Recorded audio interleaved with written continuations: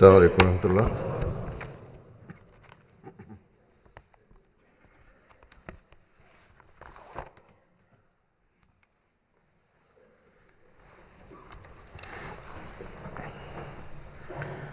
أشهد أن لا إله إلا الله وحده لا شريك له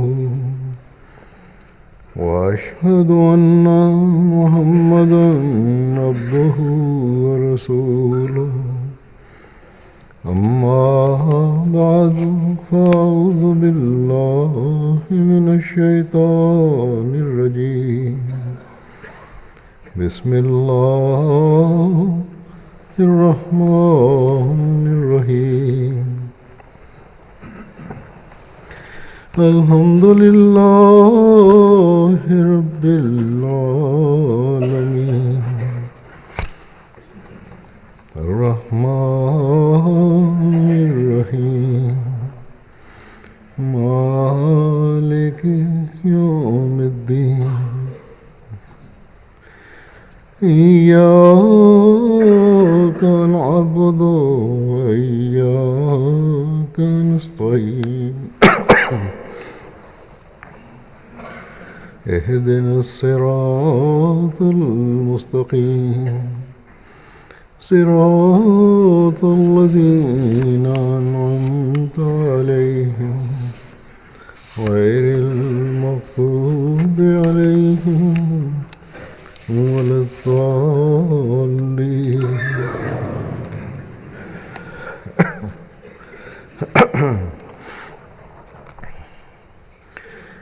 آج کل جو دنیا کے حالات ہیں سب کے علم میں ہیں، ہر جگہ فساد اور فتنہ برپا ہے۔ اسلام مخالف قوتیں ان حالات کا ذمہ دار جیسے کہ میں کئی دفعہ کہہ چکا ہوں مسلمانوں کو ٹھہراتی ہیں۔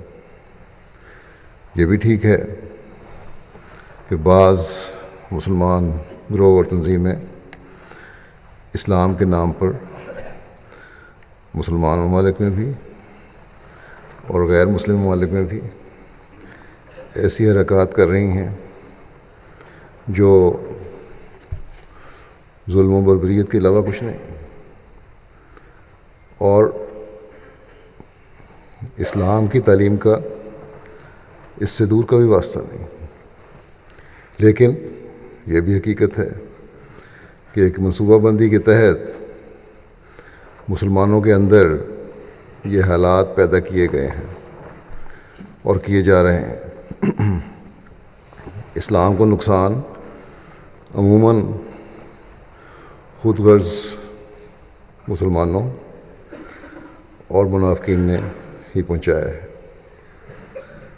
جو اپنے مفادات کے لیے ایسی طاقتوں کا اعلی کار بنتے رہے۔ بہرحال دنیا کے عمومی حالات خراب ہیں۔ بعض مسلمانوں کے غلط عمل کی وجہ سے اسلام مخالف طاقتوں کو اسلام کو بدنام کرنے کا خوب موقع مل رہا ہے، اور ظاہر ہے ہم احمدی مسلمان بھی اس وجہ سے اس کا نشانہ بنتے ہیں۔ گو ہمیں جاننے والے جانتے ہیں کہ احمدیت کی تعلیم اور عمل محبت، پیار اور بھائی چارے کے علاوہ کچھ نہیں۔ لیکن عام لوگ ہمیں بھی اسی طرح خیال کرتے ہیں، جیسا کہ میڈیا نے عام تصور مسلمانوں اور اسلام کے بارے میں پھیلایا ہوا ہے۔ بعض ملکوں کی قوم پرست تنظیمیں اور پارٹیاں کوئی بات سننا ہی نہیں چاہتی اور صرف منفی رویے اور سوچیں اور اس کے مطابق عمل پر ہی زور ہے۔ اس مخالفت کا جرمنی کے مشرقی حصے میں بھی سامنا ہے، اور ہالینڈ میں بھی، جہاں ان قریب انتخابات ہونے والے ہیں۔ اسی طرح یورپ کے اور ملکوں میں بھی رائٹسٹ زور پکڑ رہے ہیں، اور امریکہ کے حال تو سامنے ہی ہے۔ اور پھر احمدی نہ صرف مسلمان ہونے کی حیثیت سے، بلکہ مسلمان ممالک میں احمدی ہونے کی حیثیت سے بھی ان سختیوں سے گزر رہے ہیں، صرف اس لیے کہ ہم نے آنے والے منادی کو، جو اللہ تعالیٰ کے وعدے کے مطابق آیا، مان لیا۔ پاکستان میں تو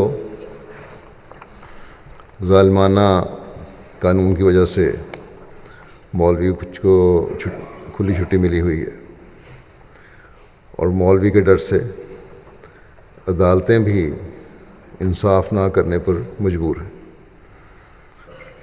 لیکن اب الجزائر میں بھی عدالتوں نے یہی رویے اپنا لیے ہیں کہ نام نہاد مولوی کے ڈر سے معصوم احمدیوں کو جیل میں غلط الزام لگا کر بھیجا جا رہا ہے۔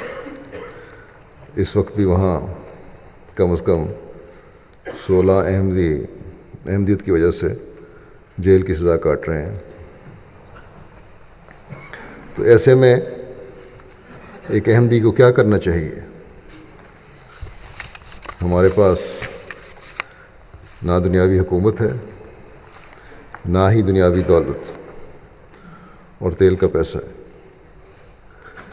ہاں، ایک چیز ہے جس کی طرف دنیا کے ہر احمدی کو بہت زیادہ توجہ دینے کی ضرورت ہے، اور وہ ہے عبادات، صدقات اور استغفار کے ذریعے خدا تعالیٰ کا قرب حاصل کرنا۔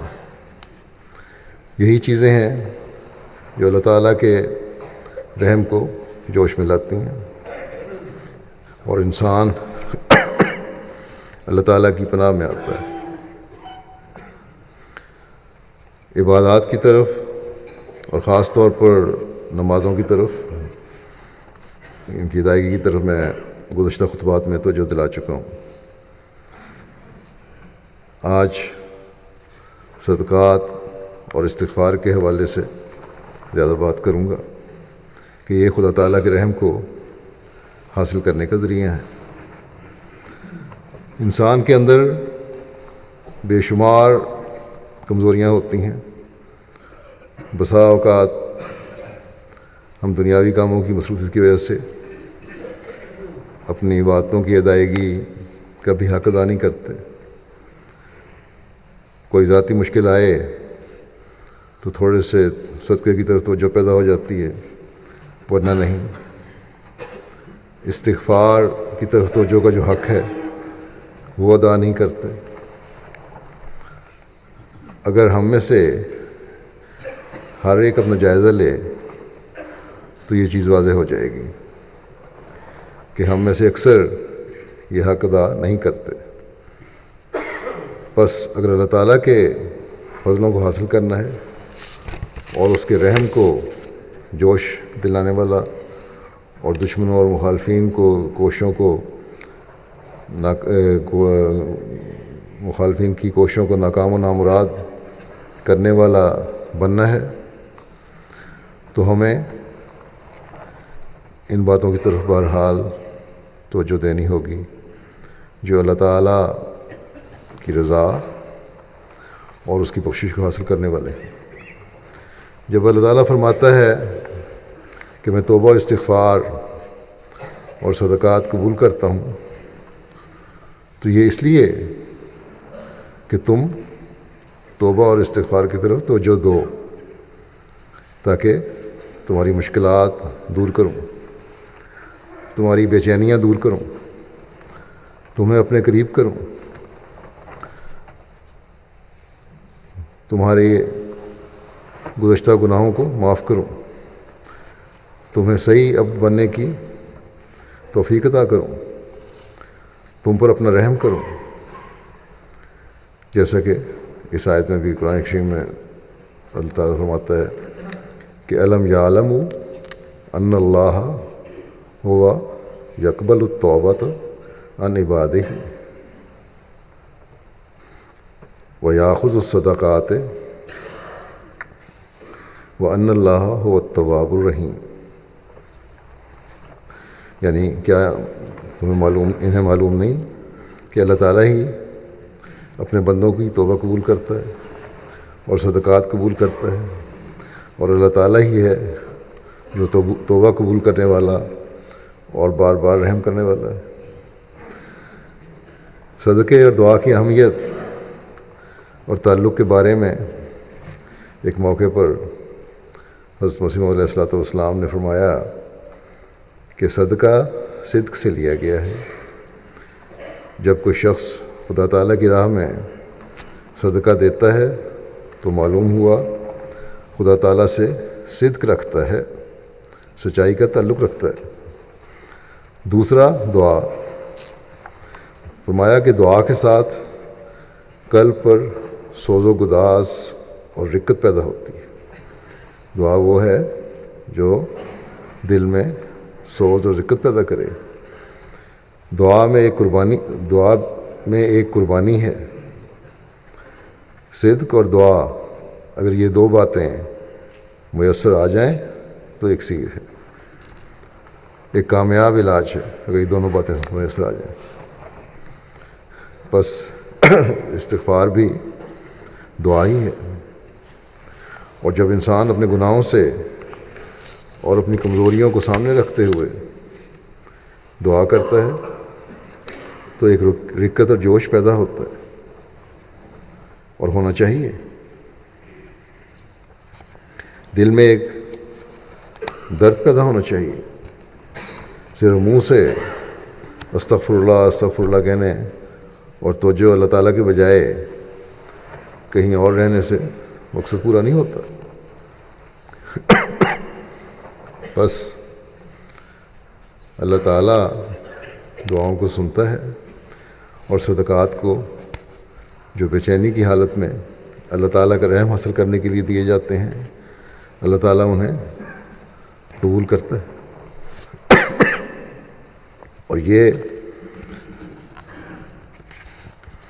اور جب بندہ یہ عہد بھی کرتا ہے کہ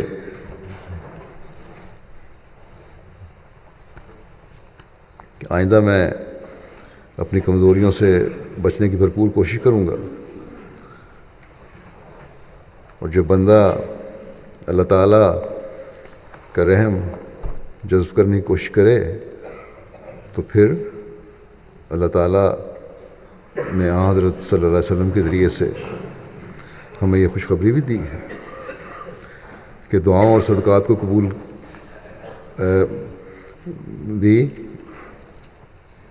دعاؤں اور صدقات کو قبول کرنے کی مزید وضاحت فرمائی، اور فرمایا کہ میرے بندوں کو بتا دو کہ اگر میرا بندہ میری طرف ایک قدم چل کر آتا ہے تو میں اس 2 قدم چل کر آتا ہوں، اگر جب میرا بندہ تیز چل کر میری طرف آتا ہے تو میں دوڑ کر آتا ہوں۔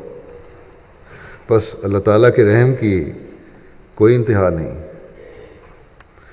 پھر حضرت صلی اللہ علیہ وسلم نے یہ بھی فرمایا کہ اللہ تعالیٰ تو بڑا حیا والا ہے، بڑا سخی ہے، بڑا کریم ہے۔ جب بندہ اس کے حضور اپنے ہاتھ بلند کرتا ہے تو وہ ان کو خالی ہاتھ اور ناکام واپس کرتے ہوئے شرماتا ہے۔ ہاں، یہ ہو سکتا ہے جس طرح بندہ نتائج مانگتا ہے یا نتائج کی خواہش رکھتا ہے، ضروری نہیں کہ اسی طرح اور اسی وقت اس کے نتائج ظاہر ہو جائیں۔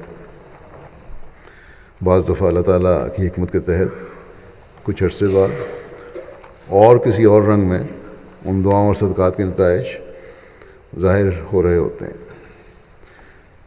کبھی اسی طرح فوری طور پر نتائج ظاہر ہو جاتے ہیں، بس یہ کامل ایمان ہونا چاہیے کہ خدا تعالیٰ نے جو فرمایا کہ میں دعاؤں کو سنتا ہوں، میں استغفار قبول کرتا ہوں، میں صدقات قبول کرتا ہوں، یعنی جب انسان اپنے گناہوں سے معافی مانگ رہا ہو اور آئندہ گناہوں اور کمزوریوں سے بچنے کا عہد بھی کر رہا ہو اور بھرپور کوشش بھی کر رہا ہو تو وہ اس کو قبول کرتا ہے اور ہر قسم کی پریشانیوں اور مشکلات سے نکالتا ہے۔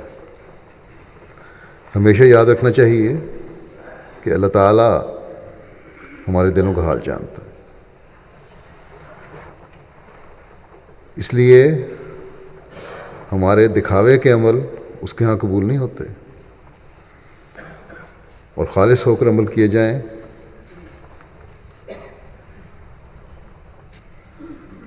تو وہ جیسا کہ حضرت صلی اللہ علیہ وسلم نے فرمایا، بغیر نتیجے یا اجر کے نہیں چھوڑتا اللہ تعالیٰ۔ پھر اللہ تعالیٰ تو اس قدر مہربان ہے کہ اپنے بندوں پر اس کی مہربانی کا یہ حال ہے کہ حضرت صلی اللہ علیہ وسلم نے فرمایا کہ جو لوگ اتنی کشائش نہ رکھتے ہوں کہ صدقہ دے سکیں تو معروف باتوں پر عمل کرنا اور بری باتوں سے رکنا ہی ان کو صدقے کا ثواب دے دے گا۔ ان کی عبادتیں اور استغفار اور نیک عمل جو دوسرے کو فائدہ پہنچانے کے لیے ہیں، وہ جہاں عبادتوں اور استغفار کی صورت میں اللہ تعالیٰ کے ہاں مقبول ہوں گی، وہاں وہ نیک عمل صدقات کا ثواب بھی حاصل کر رہے ہوں گے۔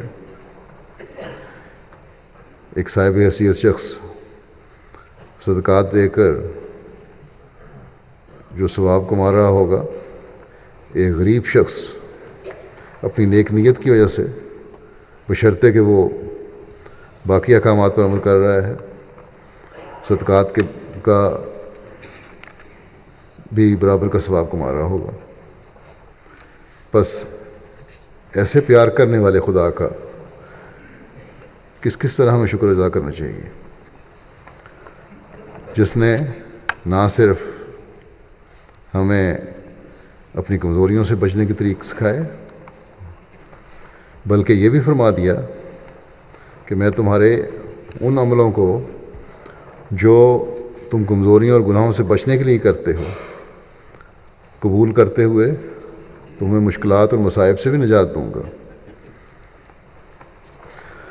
بس مشکل حالات سے نکلنے کا صرف یہی ذریعہ ہے کہ ہم اپنی عبادتوں اور اپنی دعاؤں کو خالص کرتے ہوئے اللہ تعالیٰ کے آگے جھکیں، استغفار پر زور دیں، صدقہ اور خیرات کی طرف توجہ کریں، جماعتی طور پر بھی اور انفرادی طور پر بھی۔ حضرت مسیح موعود علیہ السلام صدقہ اور استغفار کے مضمون کی گہرائی کو بیان کرتے ہوئے آپ نے بہت سارے مختلف مواقع پر ارشادات فرمائے ہیں، میں چند ایک میں بیان کرتا ہوں۔ استغفار کی حقیقت بیان فرماتے ہوئے حضرت اقدس مسیح موعود علیہ السلام فرماتے ہیں کہ گناہ ایک ایسا کیڑا ہے جو انسان کے خون میں ملا ہوا ہے، مگر اس کا علاج استغفار سے ہی ہو سکتا ہے۔ استغفار کیا ہے؟ یہی کہ جو گناہ صادر ہو چکے ہیں، جو گناہ ہم کر چکے ہیں، ان کے بد ثمرات سے خدا تعالیٰ محفوظ رکھے، اور جو ابھی صادر نہیں ہوئے اور جو بالقوہ انسان میں موجود ہیں، جن کا امکان ہے کہ ہو سکتے ہیں یا جس کی طاقتیں انسان میں موجود ہیں کہ وہ طاقتیں گناہ کی طرف لے جا سکتی ہیں، ان کا صدور کا وقت ہی نہ آوے، وہ گناہ ہم سے سرزد ہی نہ ہوں، یہ استغفار ہے۔ اور اندر ہی اندر وہ جل بھن کر راکھ ہو جائیں، یعنی گزشتہ گناہوں کی معافی بھی اور آئندہ گناہوں سے بچنے کے لیے استغفار ہے، تاکہ اللہ تعالیٰ کا رحم جوش میں آئے اور وہ ہمیں اپنے رحمتوں اور فضلوں سے نوازتا رہے۔ یہ وقت فرمایا کہ یہ وقت بڑے خوف کا ہے، اس لیے توبہ اور استغفار میں مصروف رہو اور اپنے نفس کا مطالعہ کرتے رہو۔ ہر مذہب و ملت کے لوگ اور اہل کتاب مانتے ہیں کہ صدقات و خیرات سے عذاب ٹل جاتا ہے، مگر قبل از نزول عذاب، مگر جب نازل ہو جاتا ہے تو ہرگز نہیں ٹلتا۔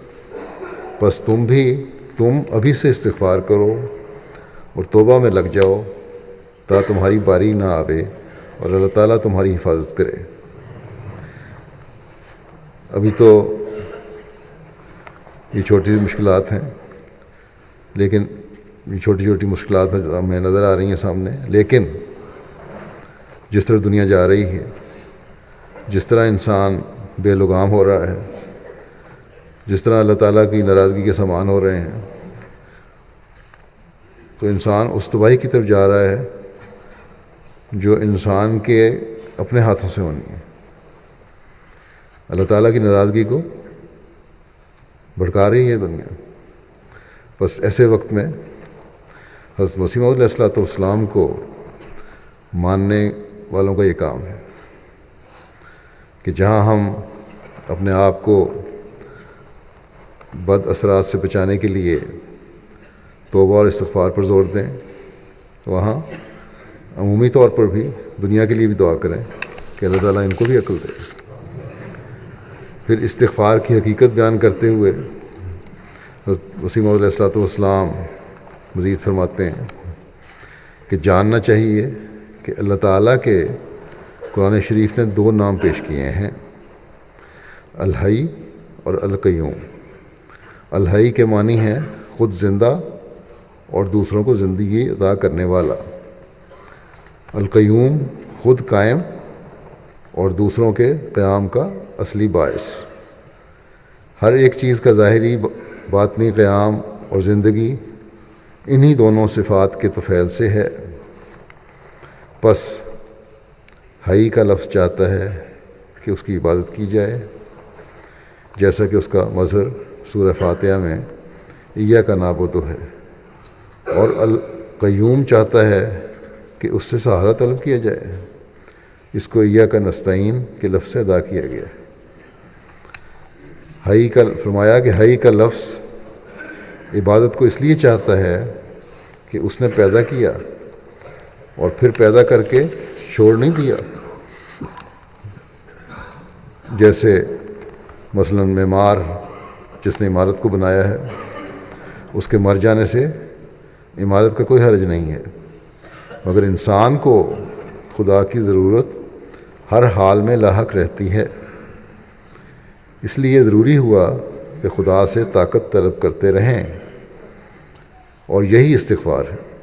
اللہ تعالیٰ سے گناہوں سے بچنے کی طاقت طلب کرتے رہیں، اس کی عبادتوں کے لیے طاقت طلب کرتے رہیں، اور یہ طاقت طلب کرنا جو ہے فرمایا یہی استغفار ہے۔ اصل حقیقت تو استغفار کی یہ ہے، فرمایا کہ اصل حقیقت استغفار کی تو یہ ہے۔ پھر اس کو وسیع کر کے ان لوگوں کے لیے کیا گیا کہ جو گناہ کرتے ہیں، ان کے برے نتائج سے محفوظ رکھا جائے۔ لیکن اصل یہ ہے کہ انسانی کمزوریوں سے بچایا جاوے۔ فرمایا کہ جو شخص انسان ہو کر استغفار کی ضرورت نہیں سمجھتا وہ بے ادب دہریہ ہے۔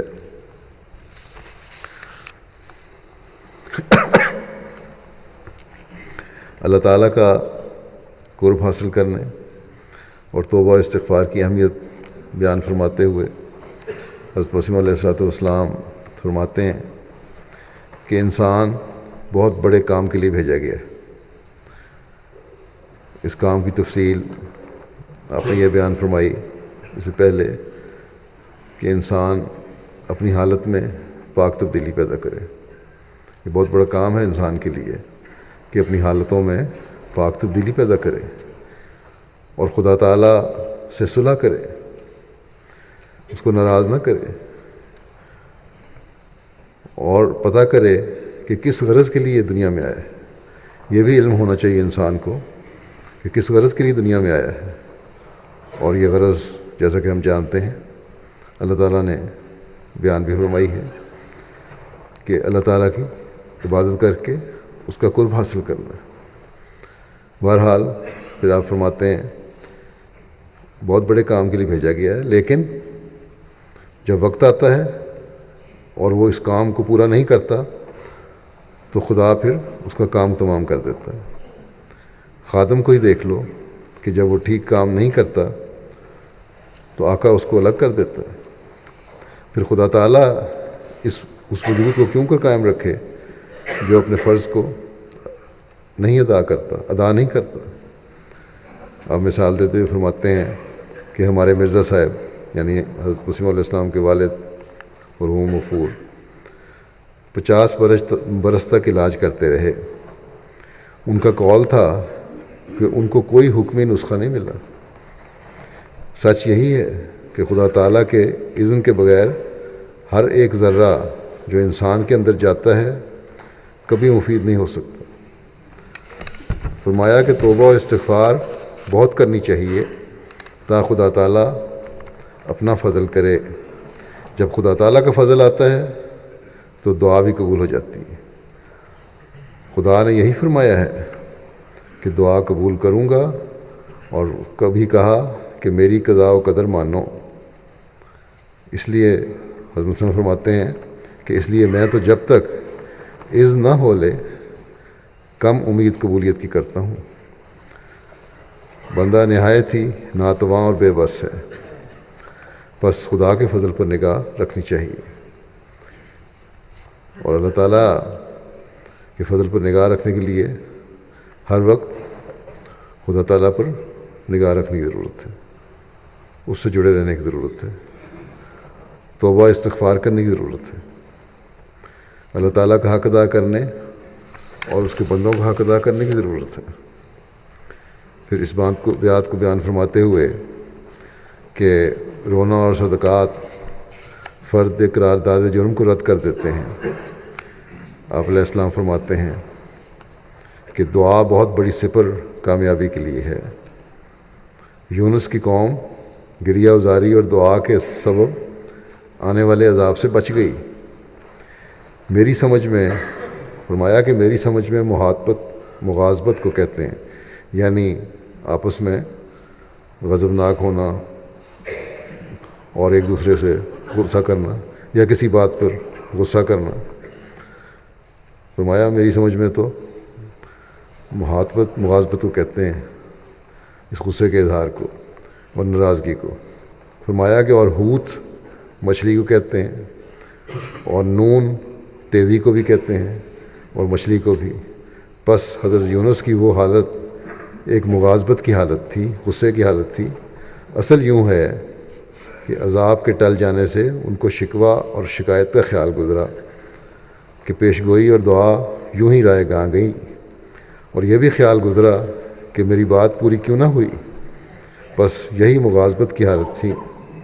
اس سے ایک سبق ملتا ہے، فرمایا کہ اس سے سبق ملتا ہے کہ تقدیر کو اللہ بدل دیتا ہے، اور رونا دھونا اور صدقات فرد قرارداد جرم کو بھی ردی کر دیتے ہیں۔ فرمایا کہ اصول خیرات کا اسی سے نکلا ہے۔ یہ طریق اللہ کو راضی کرتے ہیں۔ علم تعبیر الرؤیا میں فرماتے ہیں کہ علم تعبیر الرؤیا میں مال کلیجہ ہوتا ہے، اس لیے خیرات کرنا جان دینا ہوتا ہے۔ انسان خیرات کرتے وقت کس قدر صدق و ثبات دکھاتا ہے، اور اصل بات تو یہ ہے کہ صرف کیلو کال سے کچھ نہیں بنتا جب تک کہ عملی رنگ میں لا کر کسی بات کو نہ دکھایا جاوے۔ فرمایا کہ صدقہ اس کو اس لیے کہتے ہیں کہ صادقوں پر نشان کر دیتا ہے۔ حضرت یونس کے حالات میں در منصور میں لکھا ہے کہ آپ نے کہا کہ مجھے پہلے ہی معلوم تھا کہ جب تیرے سامنے کوئی آئے گا تو تجھے رحم آ جائے گا، اللہ تعالیٰ کو رحم آ جائے گا۔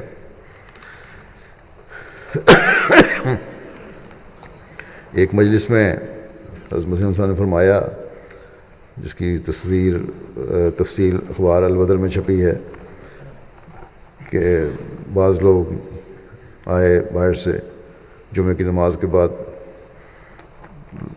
حضرت مسیح موعود تشریف فرما ہوئے، تو لکھتے ہیں اخبار والے کہ بعد ادائیگی جمعہ گرد و نواح کے لوگوں نے بیعت کی اور حضرت اقدس نے ان کے لیے ایک مختصر تقریر نماز، روزے کی پابندی اور ہر ایک ظلم وغیرہ سے بچنے پر فرمائی کہ اپنے گھروں میں عورتوں، لڑکیوں اور لڑکوں سب کو نیکی کی نصیحت کریں، اور جیسے درختوں اور کھیتوں کو اگر پورا پانی نہ دیا جائے تو وہ پھل نہیں لاتے، اسی طرح جب تک نیکی کا پانی دل کو نہ دیا جائے تو وہ بھی انسان کے لیے کسی کام کا نہیں ہوتا۔ آپ نے فرمایا ان نیکیوں کے ذکر چلتے رہنے چاہیے گھروں میں، تاکہ دعاؤں کی طرف بھی توجہ پیدا ہوتی رہے، استغفار کی طرف بھی توجہ پیدا ہوتی رہے، باقی نیک اعمال کی طرف بھی توجہ پیدا ہوتی رہے، اور یہی پانی ہے جس سے نیکی کا پودا پروان چڑھتا ہے، ایمان مضبوط ہوتا ہے۔ فرمایا کہ ہنسی اور ٹھٹے کی مجلسوں سے لکھنے والے لکھتے ہیں کہ ہنسی اور ٹھٹے کی مجلسوں سے پرہیز کرنے کی تاکید فرمائی آپ نے۔ پھر انبیاء کی وصیت یاد دلائی کہ صدقہ اور دعا سے بلا ٹل جاتی ہے۔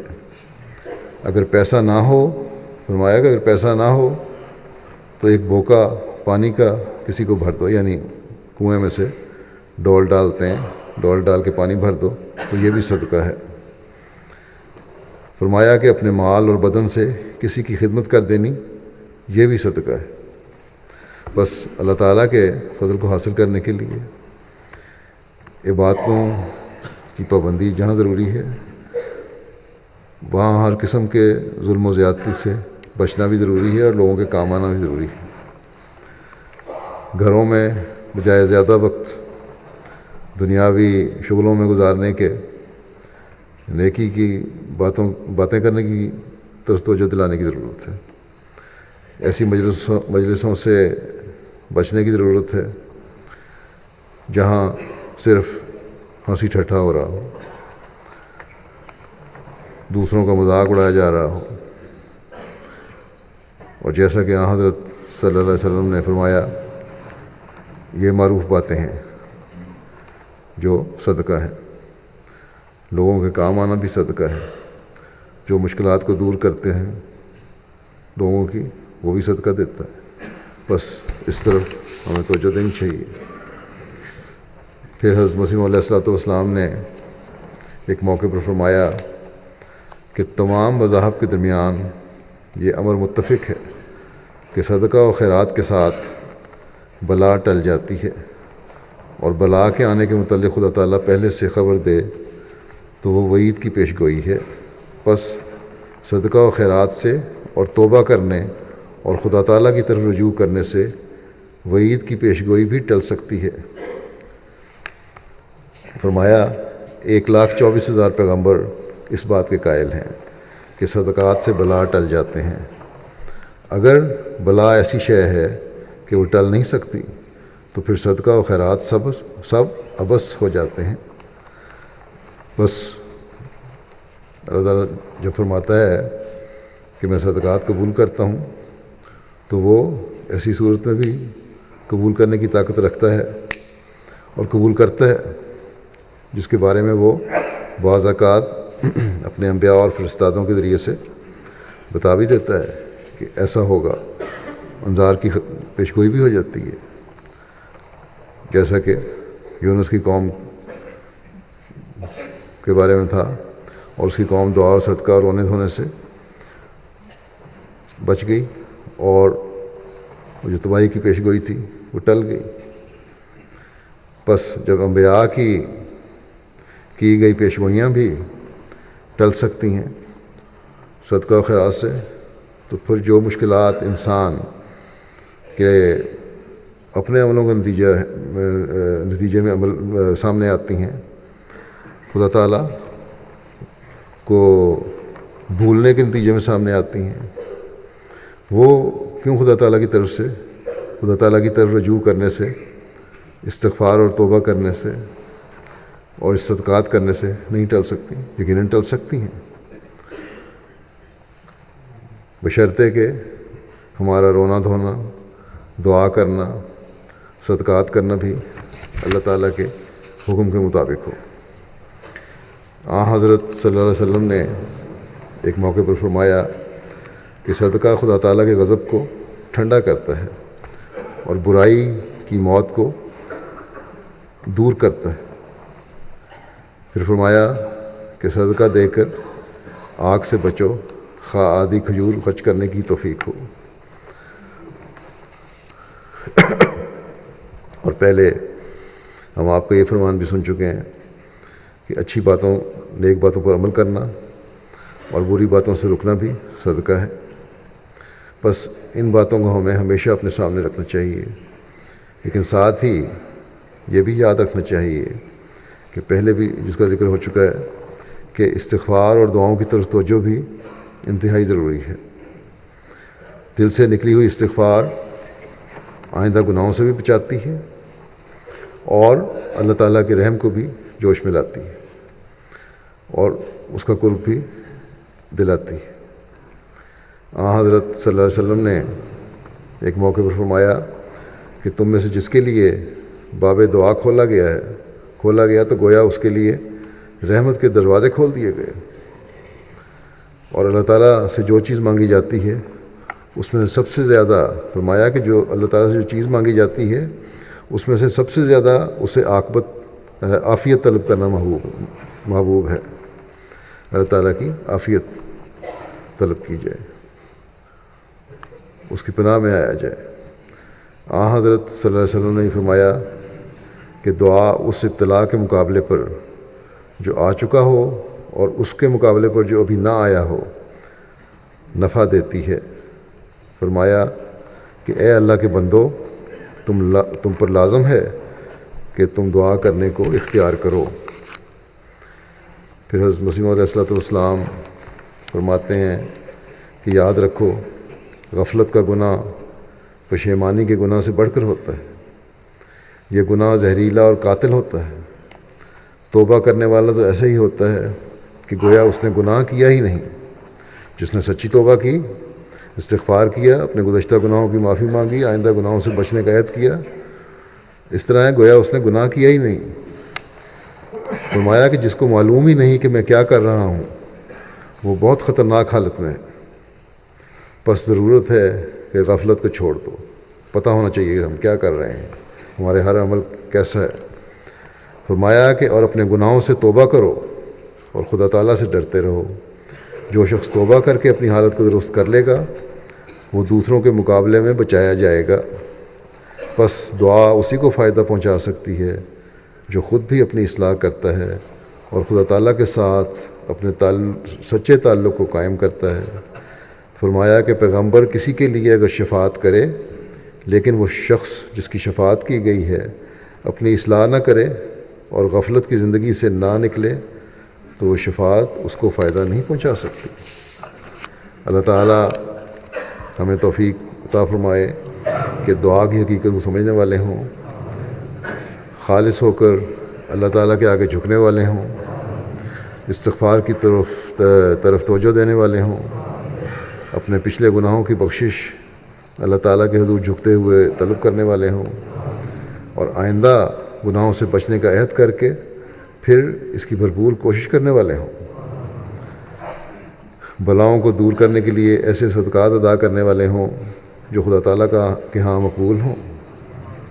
اللہ تعالیٰ ہمیں ہمیشہ اپنی پناہ میں رکھے، دشمن اور ہر مخالف کے ہر حملے سے ہمیں محفوظ رکھے اور ان پر الٹائے ان کے حملے۔ ہم ہمیشہ خدا تعالیٰ کے ان بندوں میں شمار ہوں جو اللہ تعالیٰ کا خوف دل میں رکھنے والے ہیں، اور حضرت مسیح علیہ السلام اور حضرت صلی اللہ علیہ وسلم کی دعاؤں کے ہم وارث ہوں اور حصہ لینے والے ہیں۔ نمازوں کے بعد میں ایک جنازہ پڑھاؤں گا جو مکرمہ سعادہ برطاوی صاحبہ کا ہے، مری برطاوی صاحبہ کی اہلیہ ہوش عرب دمشق میں ان کی وفات ہوئی تھی۔ ان کے گھر میں ہیٹنگ کے لیے استعمال ہونے والی گیس کے لیک ہونے کی وجہ سے آگ لگنے پر یہ شدید جھلس گئیں اور ہسپتال لے جایا گیا، جہاں علاج کے نتیجے میں طبیعت بہتر ہو گئی تھی، اور اس واقعے پر بڑے صبر کا مظاہرہ انہوں نے کیا، حمد و شکر میں مصروف رہیں اور سب سے کہتی تھیں کہ وہ خدا کی تقدیر پر راضی ہیں۔ لیکن 4 دن کے بعد ڈاکٹر کے مطابق انہیں ایک ہارٹ اٹیک ہوا جسے وہ برداشت نہیں کر سکیں، اور 10 جنوری 2017 کو ان کی وفات ہو گئی۔ انا للہ و انا الیہ راجعون۔ آپ نے اپنے خامد کے بعد 2004 میں بیعت کی تھی، لیکن اخلاص و وفا میں اپنے خامد اور بچوں سے بہت آگے تھیں۔ ان کے خامد مکرم مری صاحب بیان کرتے ہیں کہ بیعت کے کچھ عرصے بعد حاملہ ہوئیں اور حمل کے دوران ایک دن سیڑھیوں سے گر گئیں اور خطرہ تھا کہ حمل ضائع نہ ہو گیا ہو۔ رات کو سوئیں تو خواب دیکھا کہ کوئی شخص آسمان سے آواز دیتا ہے کہ ڈرو مت، اللہ اس جنین کی حفاظت کرے گا، اور اس پر فیصلہ کیا گیا کہ اگر بیٹا ہوا تو اس کا نام احمد رکھیں گی۔ چنانچہ ایسا ہی کیا۔ پھر جب اس بچے کی عمر 6 سال تھی تو اسی قسم کا خواب دیکھا کہ آسمان سے آواز آتی ہے کہ اللہ اس بچے کی حفاظت کرنے والا ہے۔ اس کے بعد ایک دن اس بچے کے ساتھ ہائی وے کے کنارے پر چل رہی تھیں کہ اچانک اس بچے نے ہاتھ چھڑایا اور سڑک پار کرنے لگا۔ اس پر انہوں نے اپنا سر پکڑا اور آنکھیں بند کر لیں۔ جب آنکھیں کھولیں تو ان کا بچہ بالکل ٹھیک ٹھاک سڑک کی دوسری طرف پہنچ چکا تھا اور ہاتھ ہلا رہا تھا۔ اس پر انہیں وہ خواب یاد آ گئی اپنی۔ ان کے میاں بیان کرتے ہیں کہ نیکیوں میں سبقت لے جانے والی تھیں۔ جب بھی مجھے کسی کے ساتھ کوئی نیکی کرنے کا خیال آتا اور میں کہتا کہ میں اہلیہ کو بتاؤں گا کہ ہمیں ایسا کرنا چاہیے، تو وہ بتاتے ہیں کہ مجھے بھی یہی خیال آیا تھا اور میں نے اس یقین سے اس پر عمل کر دیا ہے کہ آپ مخالفت نہیں کریں گے۔ خاوند ابھی سوچ رہا ہوتا تھا اور یہ نیکی کر چکی ہوتی تھی، بلکہ حوصلہ افزائی کریں گے۔ اس قسم کے واقعات سے شاید ہی، کہتے ہیں خاوند، کہ اس قسم کے واقعات سے شاید ہی کوئی ہفتہ خالی گزرا ہو۔ جرمنی میں آپ کے داماد ہیں مصعب شعیری صاحب، یہ کہتے ہیں کہ بہت نیک سیرت اور سادہ لوح خاتون تھیں، کسی سے دشمنی نہ تھی، بہت سخاوت کرنے والی تھیں۔ ان کے خاوند کو 2009 سے 2013 تک گرفتاری کے دوران انہوں نے بہت محنت کر کے بچوں کا پیٹ پالا اور سب کو سنبھالا اور گزشتہ قرض بھی ادا کیے۔ ہر کار خیر میں بڑھ چڑھ کر حصہ لیتیں، سب سے محبت اور پیار سے پیش آتیں، چندے ہمیشہ باقاعدگی سے ادا کرتی تھیں۔ ان کی تدفین دمشق کے علاقے ہوش عرب میں ہوئی ہے، جہاں تدفین سے قبل احمدیوں اور غیر احمدیوں نے الگ الگ جنازہ پڑھا۔ اللہ تعالیٰ مرحومہ سے مغفرت کا سلوک فرمائے، ان کے درجات بلند کرے اور ان کی نسلوں کو بھی جماعت اور خلافت سے پختہ تعلق قائم رکھنے کی توفیق عطا فرمائے۔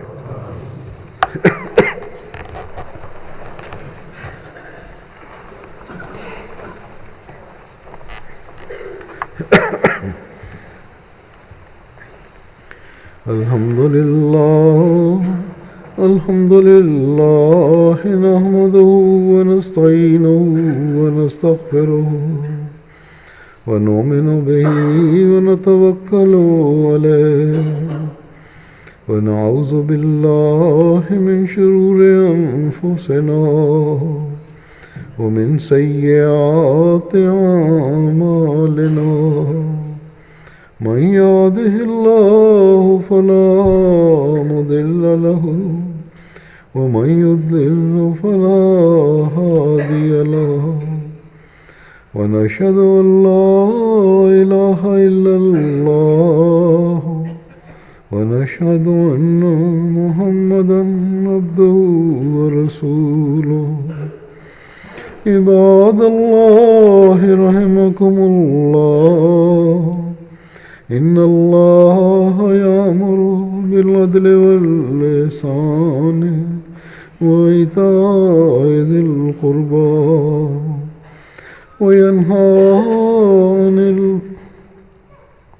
وينهى عن الفحشاء والمنكر والبغي يعظكم لعلكم تذكرون اذكروا الله يذكركم وادعوه يستجب لكم ولذكر الله أكبر.